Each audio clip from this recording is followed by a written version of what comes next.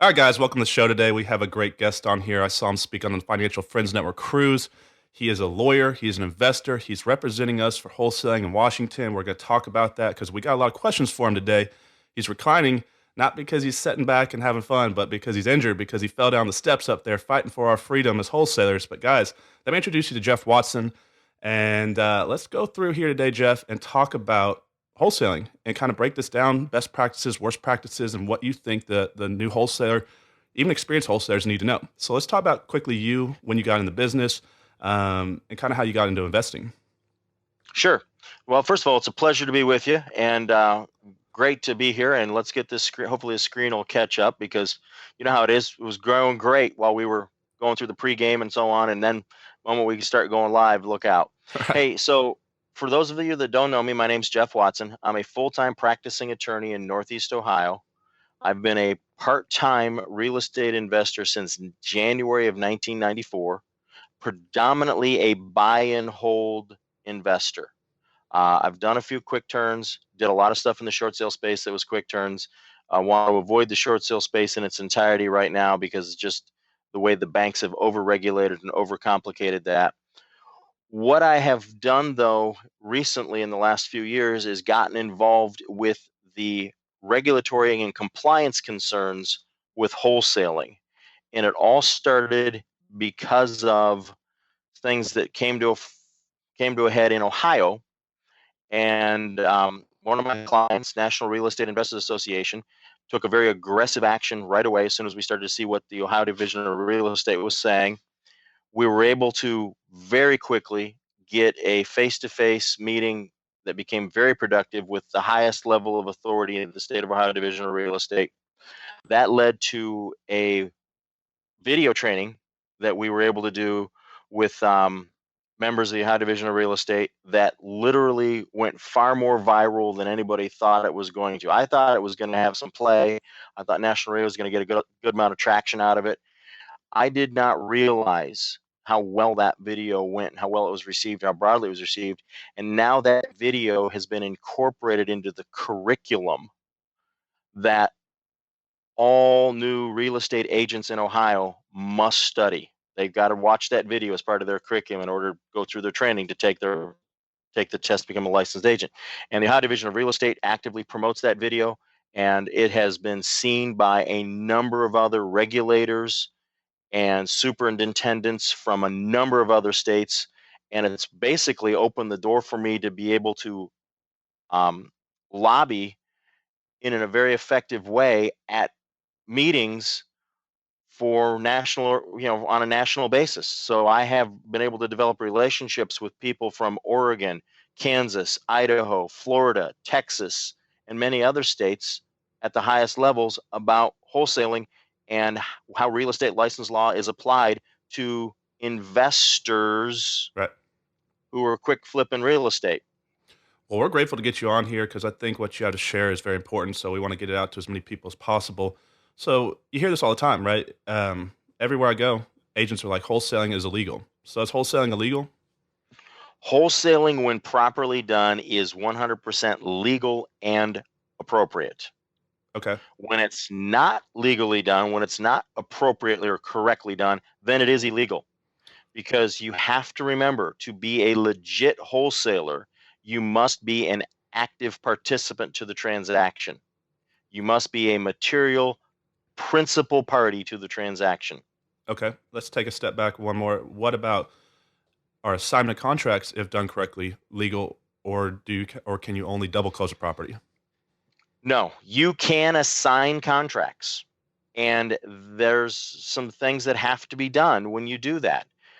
Texas is far more progressive than many of the other states out there. Texas last year codified some stuff in their administrative code regarding how you market a property when you only have it under contract.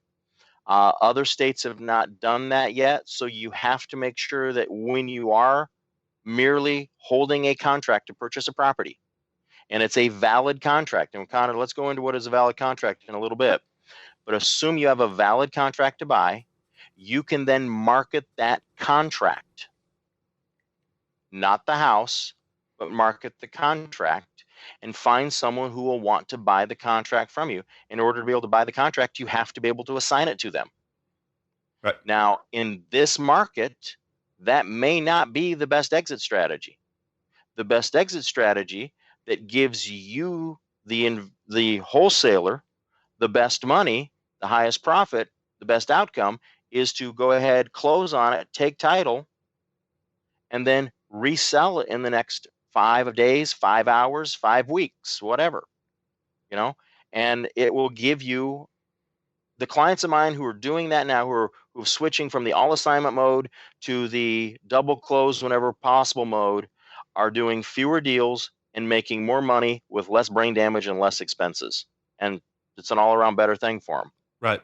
So do you have to, I know some of the big companies here in Dallas are making a requirement for, some of them 60, 80 agents slash wholesalers on their team. They're requiring them to have a license just to hold their position in the business. Do you have to have a license to be able to sign a contract, or can you do this without a real estate license? You can, as a principal, put a property under contract to buy it and then assign that contract to another party when you realize that you're not going to be able to rehab it as quick as you want, or your plans have changed, or you've got another opportunity to make more money, and you're like, okay, I can make $10,000, or I can make $20,000 rehabbing this house, or I can make $40,000 rehabbing this house, but I can't do both of them at the same time. I'm going to let this one go and capitalize on this one. There needs to be a legitimate business reason for why you're doing this. If your business model is straight pure assignment and only that, you're very problematic. It's a very problematic business, and I think I think you're illegal, and I think you're false. The advertising, I think you're setting yourself up. If you're a pure assignment only person, you're setting yourself up for all sorts of problems. Okay, so what are some of the biggest mistakes that you see people make when they're starting out wholesaling? What is it that you're seeing them mess up on? Okay, the I could talk about that all day long, about all these mistakes that I see, but I'm going to just talk about the stuff that I see from a legal perspective, not from a marketing perspective, not from a transactional perspective, but just simply from a legal perspective. The number one thing that I see is that they're putting way too many properties under contract. Right. They're they do not have the capacity to be able to perform on all the properties that they put under contract.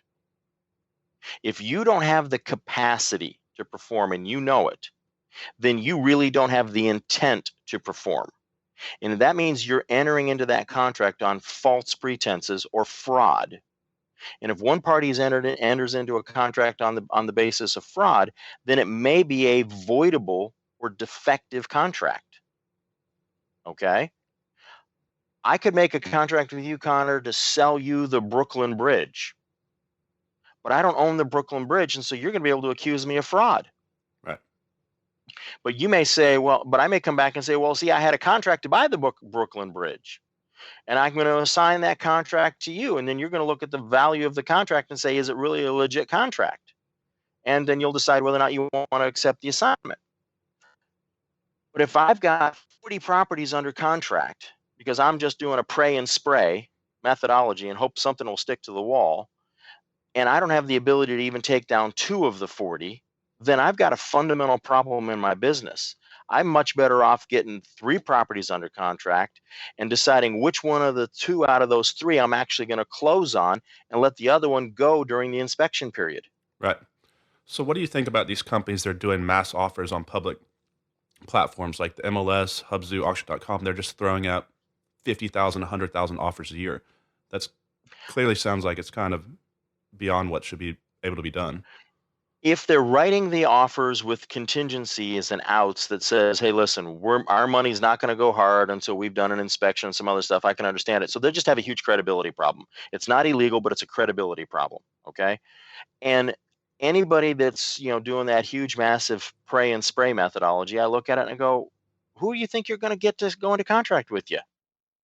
The most desperate, the dumbest, the what, the worst deals out there. Yeah, that's what you're going to get.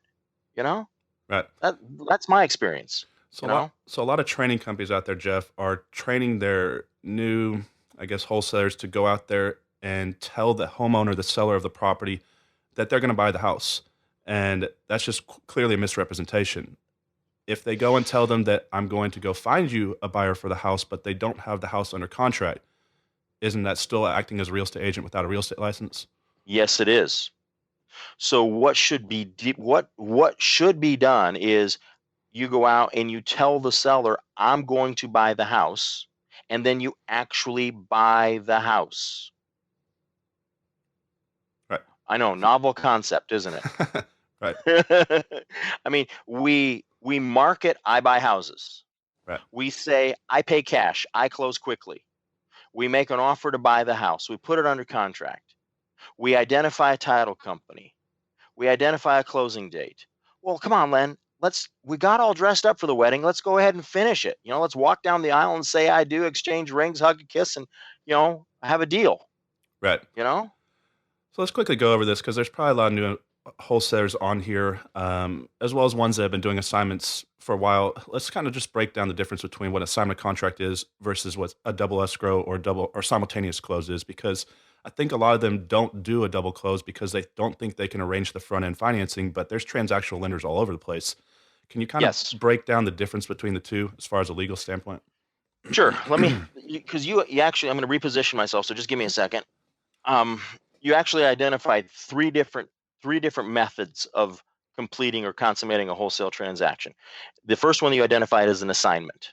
That's where you have a valid, legitimate contract and you have marketed the contract either publicly or privately, and you have found someone who's willing to pay you enough money that matters to you for you to step out and let them step into the deal. They then have to finish closing the deal.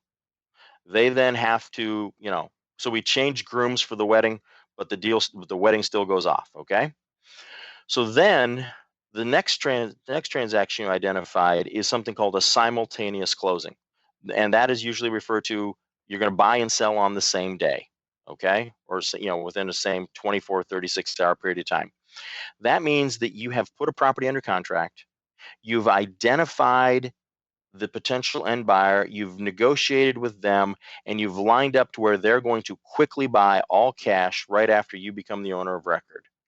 Bang, and it can happen. Okay, if you're paying all cash and you got the resources to do it, and they've got all cash, it's how quickly can the title company manage to comply with their policy and underwriting bulletins, and away we go. Everybody's good.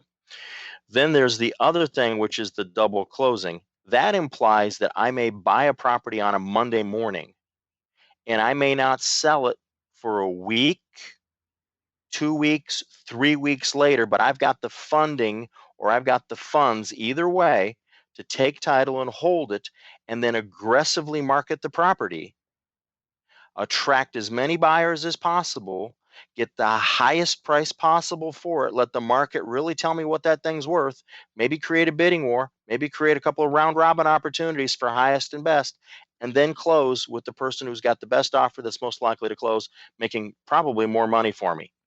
Right. And obviously more money than what it cost me to have my capital or borrow that capital to hold the property for. And any one of those transactions, when properly done, clearly documented, and when the asset being sold is correctly marketed, whether it's the contract or the house, we're all good. But where we see so many people get in trouble is they put a property under contract, they have no intent, they have no ability to close on it, they've not found a single private lender, they don't know anything about transactional funding, they don't have any resources lined up, okay? And then they're advertising the house, praying that somebody will take that hot potato off their hand for two or three, $4,000, and they think they're an investor. And what they really are is somebody illegally trying to broker real estate deals. Right. So what would, obviously a lot of people are going to listen to this because, wholesaling is the easiest barrier of entry to get into the investing world. And there's a lot of misinformation out there. And a lot of these And people, right. you're so right about that. In fact, I think it's even incorrectly said that it's easy to get into, because I'm going to tell you, wholesaling, when done right, is a difficult business, and you've got to have the mindset to stay in it month after month after month with your marketing budget and your operational systems in place and so on, if you're going to be serious about it. Right. But we'll go from there. Okay. So there's probably, so there's so much misinformation out there. And a lot of these people are getting their information from who knows where, from all sorts of different training companies. If they're teaching them wrong and they went out there and they did an incorrect transaction, we're not trying to scare people today, but like what would be their penalty? Is it just a fine, or what would happen if they illegally wholesale? They're not getting thrown away in wholesaling jail. They're probably just what would happen to them? What I see happen is if you enter into a transaction that comes to the attention of a regulator, you're going to get an inquiry and an investigation. And in all likelihood, that inquiry and investigation is going to result in you having to retain legal counsel and probably spend more on that than what you made on the deal. Right. Okay. That's the best case scenario. If you are uncooperative, if you flip off the regulator and don't respond and so on, then you're going to get a heightened level of scrutiny. And in some states, you'll get a criminal investigation, and that can get really ugly and expensive. Wow. The best thing to do is if you've been doing something wrong, stop doing it. Every regulator I've met, every superintendent from every division of real estate that I've met, every chief investigator that I've met and I've talked to, and I'm not even going to begin to list them all, but there's been a lot of them, okay, because of I belong to a certain organization that lets me meet with them in social settings twice a year, okay? I get to be in the room when they talk about wholesaling and how they investigate it. And that's, when multiple investigators from many states are there talking about it, I get to be in the room. Doesn't mean I get to say much, but I get to be in the room and listen. Right. And I can tell you, none of them are the devil. They're trying to protect consumers. And if you can show that you've improved your business practices, if you can show that you are changing things and doing it better and becoming more compliant and more honest and more ethical and more you've now looked at the code for the first time ever. You've now studied what is the definition of a real estate broker in your state, and you've seen how you can fit under the exceptions to that rule. They're going to give you a little bit of a grace for that. Okay, Right. they're going to give you a little bit of grace. But if you're just going to continue bullheadedly going on and doing stupid stuff and doing more and more stupid stuff, look out. And if you're selling and marketing stupid stuff, Lord have mercy on you. Right. I Lord mean, have mercy on you. because I They're gonna come looking. yeah, I mean, I don't think people realize there is a legitimate risk to the the clients that we work with, the consumer, because look at people in foreclosure. I see this all the time. People, new wholesalers contract them. They don't have a buyer lined up. They don't even have a strong buyers list. They're just focused on themselves and immediate gratification. They want to get some money in their pocket, Right. and then they don't find a buyer, and this homeowner goes through foreclosure, or they need it to close, or they need to buy their future house, and they're needing that money from the closing of this house to take and put towards their down payment, and that the timing of everything just gets messed up. So it's very important, guys, to have some self responsibility and know what your capabilities are if you're going to do this. They're real people, real families, the human element to this. So what is it that Washington is trying to do? Like, let's first of all talk about and step back. What's that on your shirt? Right. Let's go over that. Okay. Sure. This is a great shirt. This is a T-shirt that I got from my friend Charlie, and Charlie right now he's gone through and done an amazing transformation. Charlie Jabley. Follow him on Instagram. He's back on social media. Rocket Charlie. He's currently doing an across the nation bike ride. Okay. Charlie went from being a music industry executive managing 2 chains, and they created the creating every opportunity or CEO millionaire, encouraging people to start a business, become a good business owner rather than go to college and get a bunch of student debt and try and find a job. Now, Charlie has done an amazing transformation in his life. He's lost well over 150 pounds. He's successfully completed a triathlon. He's now biking across the United States. Nike is sponsoring him as an athlete. Andy Frisella from MFCEO is a big supporter of his. And I'm proud to say Charlie's a friend of mine, and when he's got a real estate question, he calls me. And his mother Naomi made sure I got this shirt. So I'm grateful. And so then I took it one level further with his permission. And another one of my shirts, I've got a picture of a house right here. And I actually own the IP to be able to put the house here, to be able to say CEO millionaire off of residential real estate. Right.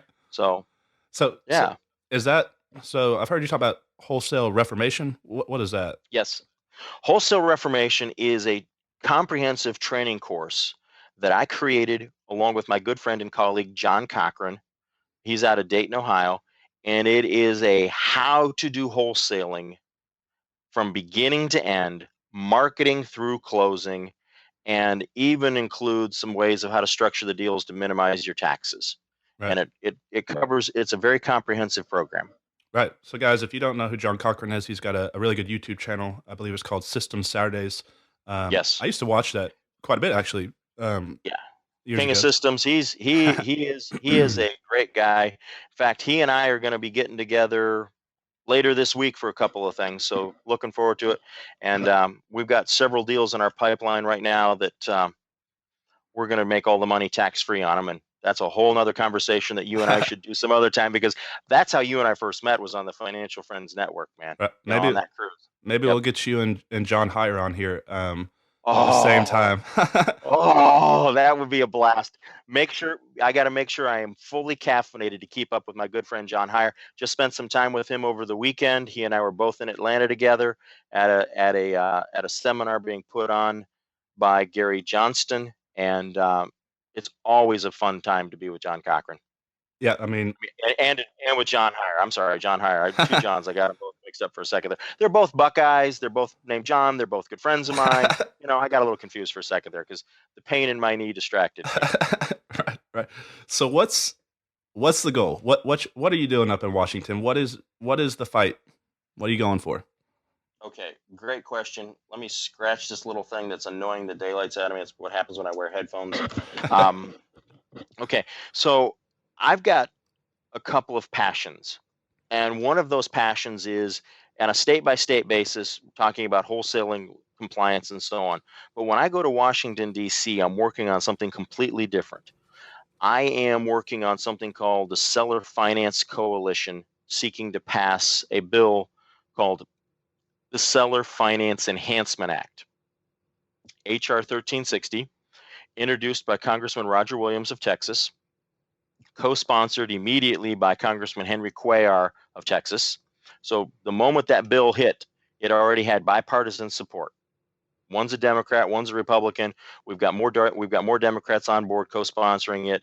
And the whole idea behind that bill is it's a very narrow, focused, targeted fix, where we reach through Dodd-Frank back down into the SAFE Act, and we grab that little number that says 3 or 5, and we turn the dial over a little bit to where it says 24.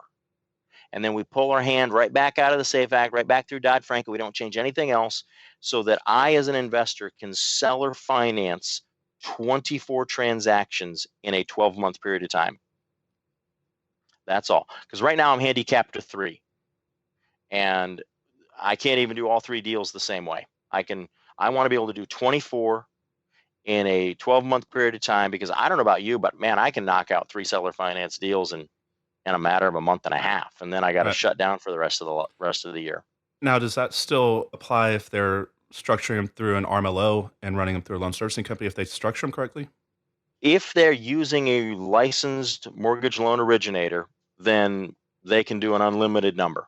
But what we're trying to do is we're trying to increase the exemption where we don't have to do that from 3 to 24, because so many of the deals that we're doing are on properties $75,000 and down, and it really doesn't support the extra cost of using a licensed mortgage loan originator. A lot of the transactions I Right. do, seller financing, are mobile homes, and I can't afford to drop a grand, $750 for an RMLO when I'm selling a mobile home for $3 grand. That just shoots my profits right out the window and makes it unaffordable to my buyer. Right. So, where's the disconnect between Washington and the state level? Are there certain states, like, how does someone go find the rules? Because I think a lot of people don't even know that they don't know what they don't know, and they're messing up out there, but they don't know where to find the information to even read the code, or where do they find that? Yeah, you're right. And a lot of us, one of the things that you don't, the two things that I always worry about are what I don't know, what I don't know, and then the things that I think are so just ain't so. Okay, it's one of the things, one of the lines from the beginning of the movie, The Big Short. And what you have to stop and think about is this: there's an amazing ability now with search engines like Google and so on, where you can just sit down and type some of these things into your search browser and go, hey, listen, what's the definition of a real estate license law? What's the definition of a real estate broker in my state? What are the rules regarding seller financing? What are the laws regarding wholesaling? Where do I find this information? You can just a few Google searches, and you'll be able to start seeing some of the codes and the statutes and be able to read it. And there's no one source for everything. Okay, I'm sure there's a lot of stuff out there that I don't even know. Okay, um, but you just here's what I'm going to tell you: pick a type of transaction and study that type of transaction, and then go start doing it. Don't get the squirrel disease of, oh, I'm going to be a transaction engineer, and this month I'm going to do short sales, and next month I'm going to do wholesales, and then I'm going to do pretty houses, and then I'm going to buy, fix, and resale, and then I'm going to buy and rent, and so on. And I'm like, whoa, just get good at a couple of things, man. I'm good at just a couple of things. That's it, And what I work on, and this is just me, because I pay attention to the tax code. A lot of my investments are driven by the tax code. And so if a lease is not a key component to my deal, or if a loan is not a key component to my deal, I'm not doing the deal. Because I want to be a lender or a landlord. Right. Because the money comes in that way, the least taxed. Right. So how does wholesaling get taxed for those young investors out there? What is it? How's it seen? Oh, there's no seam to it. This is the thing that no one will tell you. Okay? Wholesaling is the highest taxed form of real estate investing out there. Right. You can quickly hit the 50% tax bracket between federal, state, local, FICA, FUTA, etc. You can quickly be paying half of your profits in taxes. Right. Figure out how to raise money, guys. Figure it out. I mean, I try to, yeah. Figure out how to slow down and make more money by doing fewer deals and paying less in taxes, right, and having less operating expenses. That's the mantra that I teach wholesalers. Right. So what is it that they're doing in Washington? Obviously they want to protect, people across the country. They're selling their houses. What is it that they're pushing for? Are they trying to make wholesaling illegal on all fronts, or what's coming down the pipeline? No. It's there. No one's going to try and make wholesaling illegal on all fronts, because I can tell you, that just would be impossible, because you have a constitutional right to engage in commerce on your own behalf. There's no way that you can ever be barred from trying to buy real estate on your own. There's no way you can ever be forced to always have a real estate agent represent you in a transaction. Not until you become really knowledgeable about your market, until you really know the values in your market, until you really know stuff, it's wise to have good advisors on your team. But there's never any way that they're going to be making the ability to be able to buy and sell real estate in my own name, or in your own name, or in any of our listeners' names illegal. They can't do that.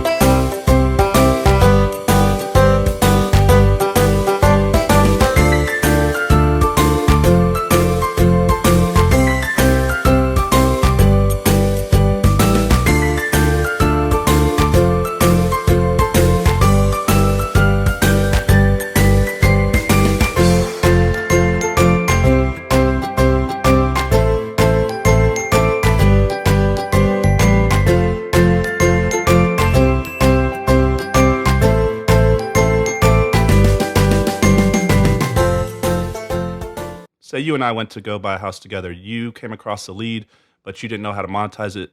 What's the best way to structure it? You and I would both go into the purchase agreement as the buyer, Yes. John Smith and John Doe. Yep. Okay, Yep. right, Yep. So it would the purchase and sales agreement would read that, Bill and Susan Smith as seller agree to sell to Jeff and Connor as tenants in common, 123 Main Street for cash. right. And then you and I have an arrangement between the two of us as to who's putting up the money, how we're splitting the profits, and who's doing what. And we've got all that laid out in writing between the two of us. Then we're good to go. Okay.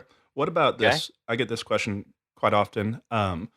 So if you're a licensed agent, but you also have an Mm-hmm. LLC, if Mm-hmm. you're running it through your LLC outside of your license, but you're the only member of that LLC, is there any legality or pushback against your real estate license, or do you have to be running it through your personal name? Great question. And that is going to be the first thing you would want to do is you would want to talk to your broker about that. What is your broker's policy on that? Because your broker may say, listen, any deal that you're involved in, whether it's your own deal or whether it's your listing for somebody else, it's got to come through this office. And you need to know that. If your broker's cool with it, then the next thing is you've got to make sure that you fully disclose that that LLC is owned and operated by a real estate licensee. Make sure that everybody knows in all of the marketing, make sure everybody knows in every contract and every offer that you make. And then in the initial offer, and trust me, investigators want to go back and look. This is an area that they really get touchy on. They want to find the initial offer, and they want to make sure that it was disclosed in the initial offer that the buyer was disclosing that they're a real estate licensee or that the LLC is operated by a real estate licensee.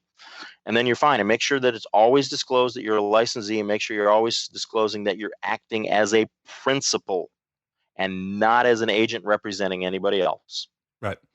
Okay. Let's see. What about? Let's take a look at like an example here where I go to the house. I'm a licensed agent, but I'm also wanting to wholesale properties or even just buy the property. Where is the red line on steering them one way or the other? Which is you can't do that, right? So Well, let's obviously, ask this question. Why'd you go to the house? right, What brought you to the house? Okay. So the first question is what brought you to the house? Were you did they call you because of some marketing that you engaged in, or did you see this as a particular ugly house, big tall grass that you think might be with back taxes something to go knock on the door? So you got to figure that out. That's the first question I'm going to ask you. Because if they called your real estate brokerage thinking that they want to sell their house and you're going to show up saying, "Hey, listen, instead I want to make an offer to buy it," you got a problem right there. Okay, you got a problem right there because they called your brokerage. Okay, um, if they called your marketing saying, "I buy houses," great. You're there to pick up the house to buy it as a principal. Disclose that you're an agent, but you're there on behalf on your own behalf for your own personal investment purposes. You're going to be fine there. right. So Okay.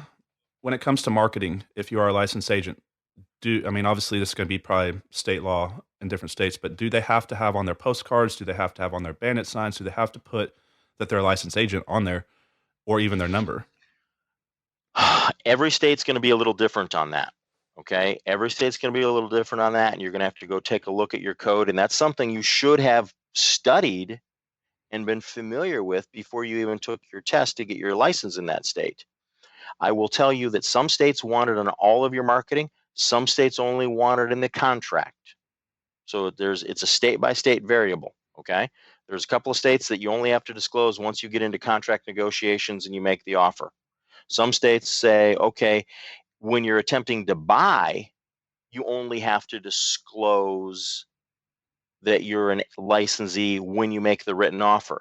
But when you're going to sell, then all of your marketing to sell must disclose to the public that it's an agent owner or a licensee owner. Right. Okay. Okay. So I mean, you travel around quite a bit. You get asked questions all the time. Is there anything that we haven't really we've gone over quite a bit? I think this is going to open eyes to a lot of wholesalers out there. Is there anything that we haven't touched on that you think is very important as far as best practices or things to definitely not do? I think there's a couple of other things I want to touch on here, and that is act with integrity and be a person of your word. If your marketing says I buy houses cash, then buy some houses. Doesn't mean you have to buy everything you put under contract. You can assign some stuff, but I'm going to tell you, figure out where the profit line is. If it costs you an extra 3 to 4 grand to double close, then if you're going to make enough money to cover the cost of the double closing, do the double closing, because that's going to make you look better in the eyes of every investigator and regulator out there, because you actually are buying stuff just like you say. I buy houses, I pay cash, I close quickly. You're buying house, you're closing, you're paying, you're then reselling. I will tell you that in the I'm sorry to keep scratching my eyes here. In the eyes of regulators, they view wholesalers differently than they view flippers. If you're buying it, doing doing something to it, even if you're just cleaning the windows and mowing the lawn,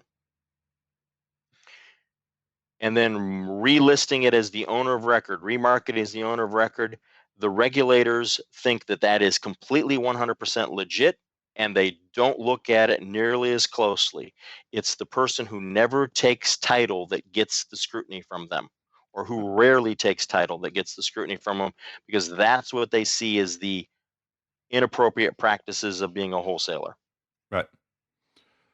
Okay, so let's talk about how they can reach you. And I know you got a blog out there that's really good. Let's go ahead and give them your links to social media or the best Okay. place to find you. We're gonna do that right after I reposition myself for just a second, okay? Okay.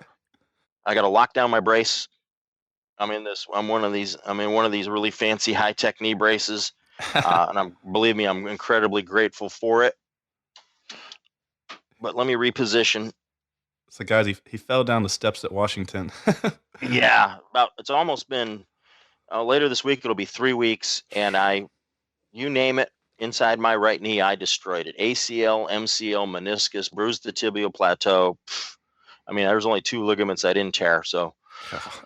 anyhow, yeah, and it's getting better. I can actually weight bear on it now. I'm gonna have to have at least two surgeries to get it all fixed.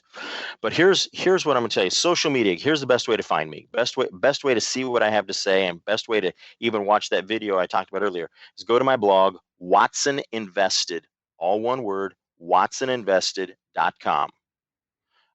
Social media, Facebook me, same thing. Watson Invested is my Facebook fan page, Watson Invested, or you can search Jeff Watson Invested, and you'll probably find it a little bit quicker. But the blog is Watson, WATSON, Invested, INVESTED.com. And it's got some links to the wholesaling video. It's got links to my articles. It's got things like that. You can sign up for my regular email newsletter that I send out, which is content, content, content. Right. So yeah. Oh, you doing any speeches or events coming up? Or where are you going to be anywhere at any masterminds here soon that people could come meet you in person? Um, I've got a couple of things coming up. Let me look at my calendar. Um, got a couple of things I'm really passionate about that I'm going to be doing. And in August, I'm going to be in Cleveland, Ohio, at Equity Trust is having a big event August 17th, 18th in Westlake, Ohio, Cleveland, Ohio. Equity Trust is doing a really big event there. And then 1 week later in Dallas, Texas, the 25th and 26th, Quest IRA is doing a big event in Dallas, Texas. You can find out more by going to Equity Trust website or Quest IRA's website. I'll be speaking at both of those events. The month of July, I'm taking off for the knee surgery and the recovery and all that other stuff. Month of June is I'm going to be speaking at a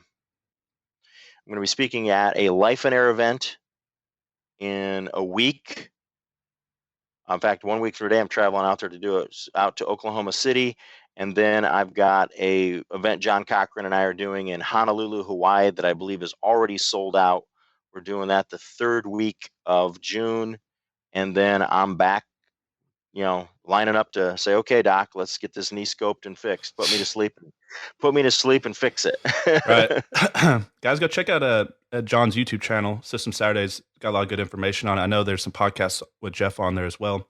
Yep. Man, I'm grateful to get you on here. I think you're going to put a lot of questions to rest for a lot of people that probably wouldn't have gone out there and found the information on their own. So they can hop on here and listen to this podcast. Now, guys, if you want me to get Jeff and John Heyer back on here, because I want to know what your take is with John, both y'all, kind of wholesaling within an IRA, because this is something that I've heard like a billion different arguments on in different ways, and I can't ever get a straight answer. I think I think John and I would have the same opinion on that. If you're going to wholesale with a Roth IRA or a traditional IRA, be prepared to pay pretty significant taxes because it's a business activity. It's going to be taxed. It may not be the most prudent way to do. It may not be the most prudent way to do investing, or to do that kind of quick turn deals. I think John and I see it both the same way, and I'll leave it at that. It'd be a very interesting topic for him and I to talk about. I agree. So, like, if you put $10, this is what people always question: if you put $10 earnest money up, and then you wholesale a house for $100,000, can you put that in your IRA? And then is it just going to get? What's the tax issues on that, or is that even allowed to be done, or is that going to blow up your IRA completely? Let me ask you. Let me just put it to you this way: if that is a wink, wink, nod, nod, buddy system deal, okay, that deal is very, very concerning to both John and I. Okay. If you put a property under contract with your IRA to buy it, and the earnest money comes from the custodian, and then somebody else wants to buy that contract from your IRA, and your IRA assigns it over, and the assignment fee is paid to the IRA custodian, and the rest of the assignment fee comes out of the closing paid to the custodian, that's a completely legit deal. And that money all has to go into the IRA, every dime of it, and it's not taxed until, if it's a traditional IRA, till you take it out. If it's a Roth IRA, it's not taxed it's not taxed ever if you do it as a qualified distribution later on. But what we see a lot of people doing, and the IRS is really cracking down on this, are these, wink, wink, nod, nod, buddy system deals. Right. Those are frowned on. Right. As they should be. Yep. All right, Jeff. Very good. A lot of good information. Love to get you back on here. You're welcome anytime. And guys, thank you.